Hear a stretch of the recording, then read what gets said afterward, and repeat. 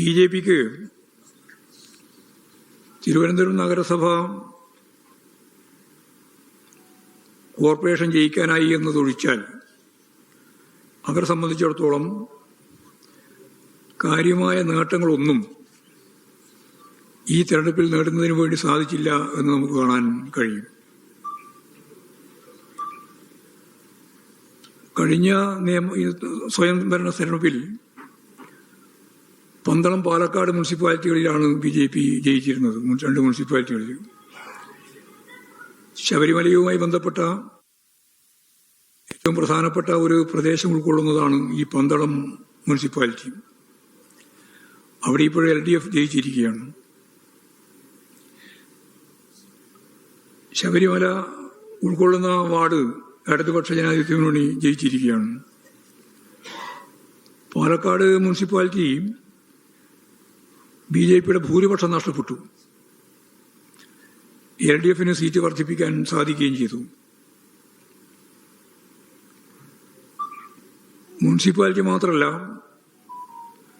ഈ പന്തളത്തിന്റെ ഏറ്റവും അടുത്തുള്ള പഞ്ചായത്താണ് കുളനട, അതുപോലെ ചെറുകോൽ, മുത്തോലി എന്നീ പഞ്ചായത്തുകൾ. ഈ 3 പഞ്ചായത്തും ബി.ജെ.പി. പഞ്ചായത്തുകളായിരുന്നു. അത് 3 LDF പിടിച്ചെടുക്കുന്ന നിലയാണ് ഉണ്ടായിട്ടുള്ളത്. പാലക്കാട് അവർക്ക് ഭൂരിപക്ഷമില്ല. ഒറ്റക്കക്ഷി എന്ന രീതിയിൽ അവർക്ക് അവിടെ ഭൂരിപക്ഷം ലഭിക്കാത്ത സ്ഥിതിയാണ് ഉണ്ടായിട്ടുള്ളത്. കഴിഞ്ഞ തദ്ദേശ സ്വയംഭരണ തെരഞ്ഞെടുപ്പിൽ ഏറ്റവും വലിയ വിജയമാണ് LDFന് ലഭിച്ചിരുന്നത്. തദ്ദേശ സ്വയംഭരണ സ്ഥാപനങ്ങളുടെ പ്രവർത്തനങ്ങളിൽ പ്രാദേശികമായി പരിശോധിക്കേണ്ട കാര്യങ്ങൾ ഉൾപ്പെടെ എന്തൊക്കെയെന്നുള്ളത് വിശദമായിട്ട് പിന്നീട് പരിശോധിക്കുന്നതാണ്. സമാനതകളില്ലാത്ത നേട്ടങ്ങളാണ് സംസ്ഥാന സർക്കാർ കേരളത്തിന് നൽകിയിട്ടുള്ളത്.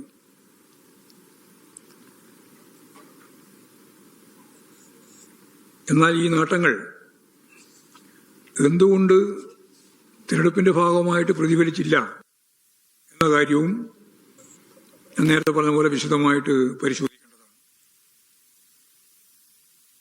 സംഘടനാപരമായ കാര്യങ്ങളെ സംബന്ധിച്ചും പോരായ്മകൾ സംഭവിച്ചിട്ടുണ്ടോ എന്ന കാര്യം വിശദമായി പരിശോധിക്കും.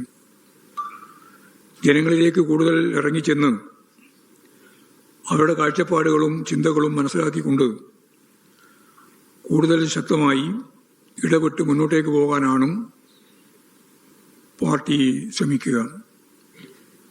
ജനവിശ്വാസം കൂടുതൽ നേടുന്നതിനുള്ള പ്രചരണങ്ങൾ, പ്രവർത്തനങ്ങൾ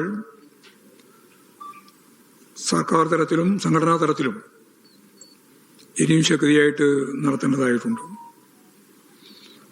തെരഞ്ഞെടുപ്പിലുണ്ടായ തിരിച്ചടികൾ പരിശോധിച്ച് ആവശ്യമായ ഇടപെടൽ നടത്തി പാർട്ടി ഇതിനെ അതിജീവിച്ച് മുമ്പോട്ടേക്ക് പോകും എന്നാണ് ഇത് സംബന്ധിച്ച് പ്രാഥമികമായിട്ട് പറയാനുള്ള കാര്യം.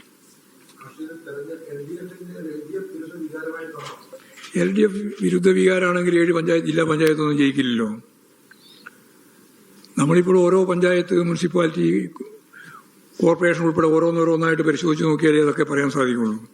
അപ്പോൾ ആദ്യത്തെ വീക്ഷണത്തിൽ തന്നെ 7 ജില്ലാ പഞ്ചായത്തുകളിൽ ജയിക്കുന്നു എന്നുള്ളത് ഞാൻ നേരത്തെ പറഞ്ഞ പോലെ അടിത്തറ തകർന്നില്ല എന്നുള്ളതിന്റെ വ്യക്തമായ തെളിവാണല്ലോ. നല്ല രീതിയിലാണ് ഈ രീതിയിലുള്ള കാര്യം ഉണ്ടായിട്ടുള്ളത്. എന്നാൽ വിശദാംശങ്ങൾ പരിശോധിച്ച് ആവശ്യമായ തിരുത്തലുകൾ വരുത്തണം എന്ന് തന്നെയാണ് പാർട്ടി കാണുന്നത്.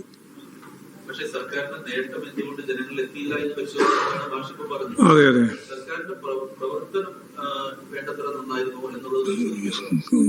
ഗവൺമെന്റിന്റെ പ്രവർത്തനം ഏറ്റവും മെച്ചപ്പെട്ട പ്രവർത്തനമായിരുന്നില്ലേ? തുടർ ഭരണത്തിൽ ഗവൺമെന്റിന് പെട്ടെന്ന് തന്നെ കാര്യങ്ങൾ മുന്നോട്ട് കൊണ്ടുപോകാൻ സാധിക്കുന്ന നില ഉണ്ടായല്ലോ. അതൊക്കെ കേരളത്തിന്റെ വികസന പ്രവർത്തനത്തിന് ആക്കം കൂട്ടാൻ സാധിക്കുന്ന ഒന്നായിരുന്നു എന്ന് ഇപ്പോഴെല്ലാവരും അംഗീകരിച്ചതാണ്. അതുകൊണ്ട് ഫലപ്രദമായ രീതിയിൽ തന്നെയാണ് ഗവൺമെന്റ് പ്രവർത്തനം മുന്നോട്ടേക്ക് നയിച്ചത്. അത് അത്രത്തോളം എങ്ങനെയാണ് ജനങ്ങൾ മനസ്സിലാക്കിയിട്ടുള്ളത് എന്ന് ഉൾപ്പെടെയുള്ള കാര്യങ്ങൾ പരിശോധിക്കാം, നമുക്ക് പരിശോധിക്കാം.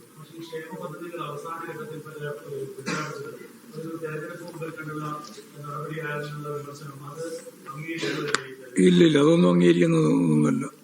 യഥാർത്ഥത്തിൽ വികസന പ്രവർത്തനങ്ങൾ മാത്രമല്ല, സേവന പ്രവർത്തനങ്ങളാണ്. സാധാരണ മനുഷ്യർക്ക് നൽകുന്ന ആശ്വാസ നടപടികളാണ്.